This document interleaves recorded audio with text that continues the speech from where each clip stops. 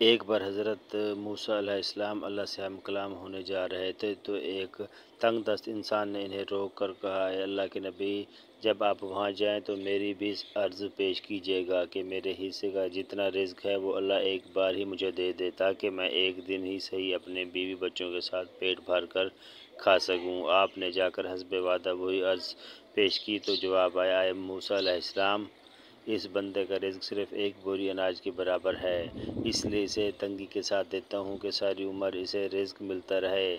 آپ نے واپسی پر یہی جواب اس سائل کو دے دیا۔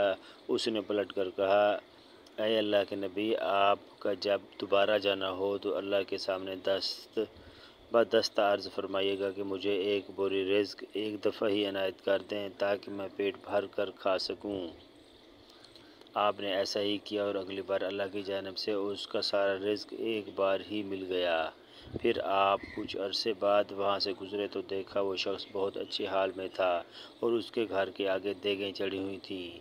آپ کو حیرت ہوئی۔ آپ نے جا کر عرض کی، اے باری تعالیٰ، آپ کا کہا پتھر پر لکیر ہے، مگر میں اتنے عرصے بعد گزرا ہوں مگر اس کا رزق تو ابھی تک جاری ہے بلکہ بہت اچھے طریقے سے اسے مل رہا ہے۔ اللہ نے فرمایا، اے موسیٰ، تم سچ کہتے ہو، مگر وہ شخص بہت ذہین نکلا۔ اس نے دیے گئے رزق سے خود بھی کھایا اور گھر والوں کو بھی پیٹ بھر کر کھلایا، مگر جو رزق باقی بچا وہ اس نے میری راہ میں خیرات کر دیا، اور یہ میں نے ہی وعدہ کیا ہے کہ کوئی میری راہ میں ایک حصہ خرچ کرے تو میں اسے 70 حصے واپس کر کے دیتا ہوں۔